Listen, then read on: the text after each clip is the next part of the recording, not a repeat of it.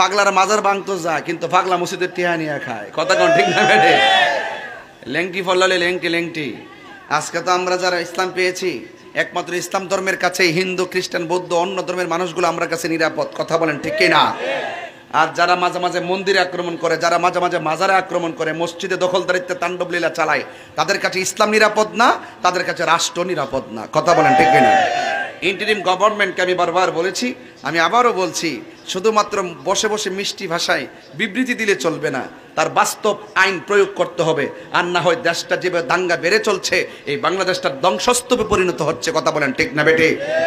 আইন লাগবে, আইনের প্রয়োগ লাগবে। স্বাধীনতা অর্জনের চেয়ে রক্ষা করা বড় কঠিন। কথা বলেন ঠিক কিনা?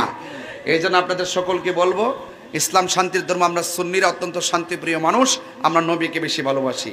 দিন শেষে কথা একটাই, আমরা এমন একটা ঘরে চলে যাব যে ঘরের মধ্যে আমার বাবা চলে গেছে আজকে 6 বছর।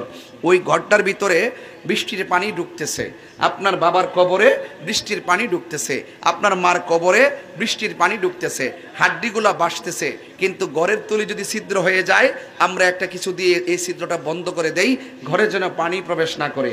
অথচ আমার বাবা, আমার মা, আমার দাদা, আমার দাদি, তাদের কবরের ভিতরে কত শত বছর ধরে আজকে বৃষ্টির পানি ঢুকে ঢুকে, পোকামাকড় ঢুকে ঢুকে কবরটা নাস্তানাবুদ হয়ে যাচ্ছে, কিন্তু তাদের খবর নেওয়ার কোনো সময় নাই।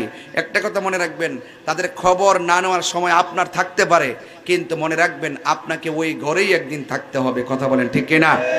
এই জন্য ওই ঘরটাতে যাওয়ার আগে বাজান পায়ে হাত দিয়ে বলে যায়, আমারও তো দিন দিন কি বয়স হইতেছে না। ঠিক আছে, অনুরোধ করব আপনারা সবাই ধৈর্যের সাথে যেভাবে কথাগুলো শুনতেছেন, আমার কথা কি বুঝতে অসুবিধা হচ্ছে? আপনাদের বুঝতে অসুবিধা হচ্ছে? যে কোনো বিষয়ে আমাদের সাথে পরামর্শ করবেন, যে কোনো মৌলবীর কথা শুনে দৌড় দিবেন না। আমাদের আকাবেররা এখনো জিন্দা আছে। কথা কোন ঠিক না বেটি? প্রয়োজনে আপনাদেরকে নিয়ে আমরা আকাবেরদের কাছে যাব, তাদের দিক নির্দেশনা ইনশাল্লাহ আমরা চলবো। দিন শেষে একটা কথা বলবো, আহলুস সুন্নাত ওয়াল জামাত ঐক্যবদ্ধ হতে হবে মাজারকে সুরক্ষা করার জন্য। কথা বলেন ঠিক না? কারণ এই দেশে ইসলাম আনছে আল্লাহর ওলিগণ, আমরা ইসলাম পাচ্ছি ওলি আল্লাহদের মাধ্যমে। কথা বলেন ঠিক না? এই জন্য কেউ রাগ করবেন না, আল্লাহর ওলিদের মাজারের পক্ষে আছেন তো সবাই ইনশাল্লাহ? তো অলি আল্লাহরা অলি হয়েছেন কি গাঞ্জা খাইয়া অলি হয়েছে? যদি কোনো মাজারে যদি শরীয়ত বহির্ভূত কাজ হয়, সেটা আমরা সবাই মিল্লা প্রতিহত করব। কথা কোন ঠিক কিনা? কোন বেটা গাঞ্জা খাইছে না, মদ খাইছে না, বাবা খাইছে না, ইয়াবা খাইছে না, সিদ্ধি খাইছে, হেটার প্রতি রাগ করে আইসে অলি আল্লাহর মাজার বেঙ্গালে। তো একবার মাথা বেদনা করতেছে, এবার গলা কারণ যাব, মাথা বেদনা করলে মাথা বেদনার ওষুধ খাইতে হইব। কথা কোন ঠিক না বেটে? মাথা ব্যথার চিকিৎসা করতে হইব।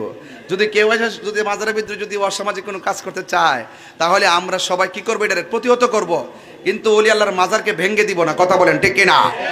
তাহলে এই জন্য অলি আল্লাহর মাজার ভাঙ্গা নয়, সুরক্ষা করতে হবে। শরীয়ত বহির্ভূত কোনো কাজ হলে তা ডিলিট করতে হবে এবং সুন্নিরাই এটার পাহারা দিতে হবে, কারণ এই সুন্নিরাই এই মাজারকে রক্ষণাবেক্ষণ করে রাখতেছে। এখন যারা আসতেছে তারা তো মাল নিবার লাগাইতেছে। কথা কোন ঠিক না বেটে? পাগলার মাজার ভাঙ